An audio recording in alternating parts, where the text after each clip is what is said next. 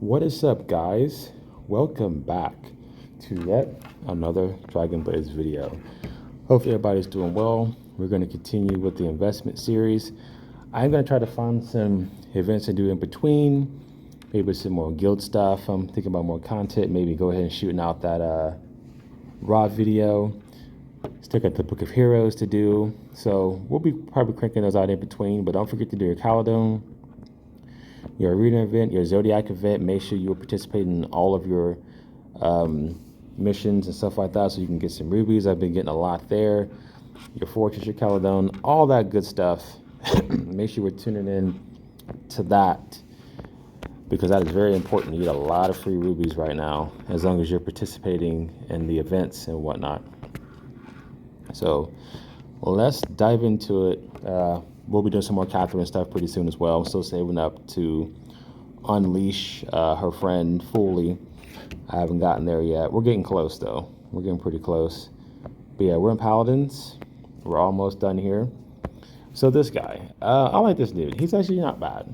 I've been using him a lot in my party because he buffs everybody. Paladin magic tank. So let's see what he does.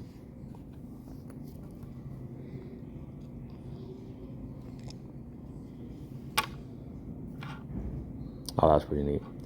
All right, so attacks one enemy, increase magic attack for all allies upon normal attack. 7th phase, 5 seconds, excluding self. So that's actually quite good. He's going to be definitely, in a mage team for sure.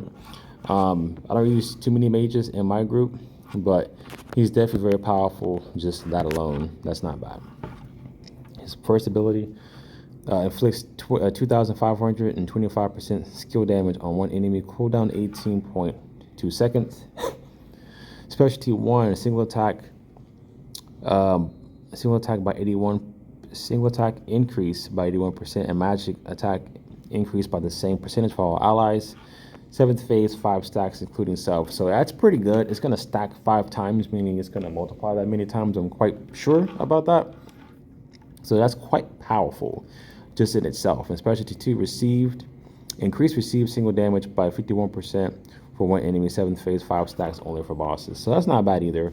Your bosses are very important to take down, whether it's fighting heroes, bosses, world bosses, anything like that. That's going to be very, very important to have. So not a bad thing to have for him in the skill.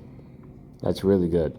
Let's go to the next. It says inflicts 2,778% skill damage on one enemy. Cooldown 20.4 seconds, which is not bad.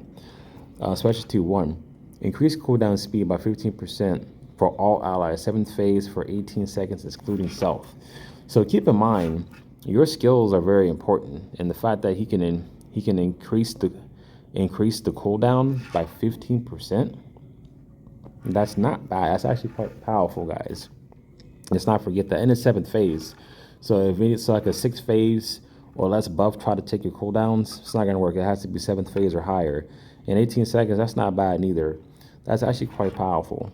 Specialty 2, increase received magic damage by 56% for one enemy. 7th phase, 5 stacks only for bosses. So again, that's not bad. I mean, I appreciate what he's doing. He's basically a mage user, 100%. Not bad at all. Let's go to his ultimate. So signature skill, upon charging 100% your energy. Buff 1, cast a vulnerability effect on all allies. 7th phase of 15.4 seconds, excluding self. That's quite powerful. The fact that he can protect your team, literally, is extremely powerful. And the perfect timing can make the difference between you winning and losing. And that's just one. Buff 2, increase magic attack by 485%. Single attack by the same percentage. And NIT by 121%. 7th phase, 5 stacks. That's quite powerful. That is very powerful. The fact that it can go up to 5 stacks, that's nothing to mess with. You're going to get really, really, really strong when he ults. And then specialty 1, cast celestial blessing effect on self, max amount 100. We're going to see what that is. But so far, he's quite good. So let's go to here. So at the bottom it says celestial blessing effect 1, increase NIT 5% for all allies for every 1 celestial blessing. So max is 100. So for each one, so that's a lot of percentage right there. 7th phase for 33 seconds. So That's actually not bad. That's quite powerful. And Celestial Blessing Effect 2, increase magic attack and single attack by 10% for all allies for every one Celestial Blessing, say 7th phase as well. So max 100. So you're going to get very powerful for your single attack and magic attack with him. He's quite powerful, actually. Definitely going to be your number one person when it comes to your mages for sure, because he supports them the hardest, as I'm seeing here. He's quite powerful for sure. I've been doing a little bit of investing into him. I might not do as much as I want to because I don't use mages as much, but he's quite powerful. And then let's go to his passive, Celestial Wings. Conditional special skill cooldown 22.7 seconds. Condition if there is one of your bosses among enemies. Specialty 1 inflicts 2,904% additional skill damage on one enemy. Specialty 2, increase received magic damage by 51% for one enemy. 7th phase, 5 stacks only for bosses, so keep that in mind. That's still really good though. Specialty 3, increase NIT by 20% and additional boss damage by 40% for all allies. 7th phase, 5 stacks including self, which is mainly for your mages and your priest right here. So he's going to be a big benefactor and a good supporting definitely for your mage lineup. He's gonna be the best for that. Mind's Gaze. Passive, personal passive, increase single attack by 470%, which is quite powerful. Allied Aura, increase single attack by 182% and NIT by 45% and additional boss damage by 91%, which is quite good. Mage Aura, increase NIT by 41% and magic attack by 188% and ranged attack by 188%, which is quite good because your mages are mostly range. So the fact that they increased their range in single attack and magic attack and all that good stuff, that's quite powerful. And enemy aura, increase receives damage by 67% and receive magic damage by 67%. So he's going to make sure it hurts. And then this one, it says golem passive. So this is basically it for your bosses.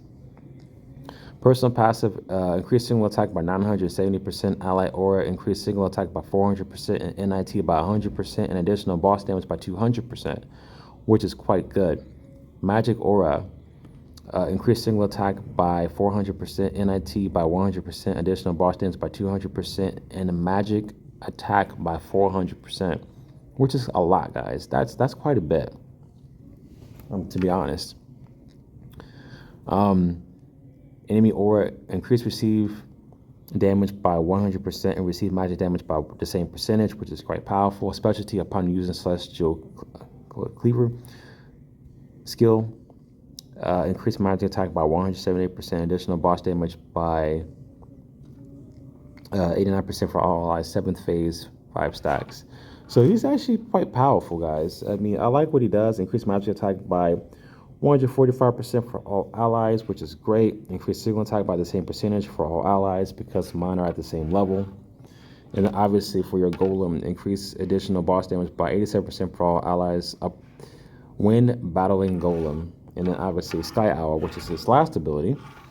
Infinity passive, Allied Aura, increase magic attack by 44% and single attack by 71% and additional boss damage by 98% and skill attack by 218%, which is quite powerful. Golem passive, Allied Aura, increase magic attack by 98%, additional boss damage by 74%. Skill attack by 174% and single attack by 200%. So he's basically boosting up just about everything to make sure you guys can get the job done. Hopefully he can help your team overcome the golem. Specialty 1, when using Sky Dominion, skill attack increased by NIT by 218% for all allies. 7th phase, 5 stacks. Specialty 2, when using the Mind's Grip skill, increase received damage by 101% for one enemy. 7th phase, 5 stacks. So that's not too bad. So what I think about this guy, he's quite good. As you see, I got the paladin gold armor and sword and shield and all that stuff. I have to wait till I get the red armor. He's actually quite good. I definitely enjoy what he does for sure. He definitely supports the mages the most. So please keep that in mind, that he supports them more than anything. So this is going to be your guy that you have your mage lineup for. Absolutely. So I definitely recommend using him for sure. when it comes to that aspect, because he's going to be the greatest for that. And that's basically all I have for this video.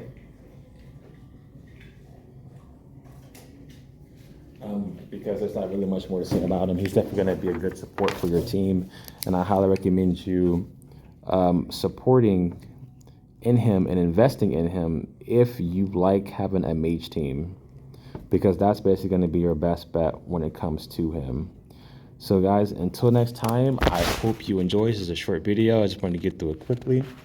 I am going to do a couple of things on camera that I do have to finish. Actually, no, I'm not going to do that. We'll do it off camera. But like, comment, subscribe, and I will have more content coming for you guys. But until next time, I will see you for the next one.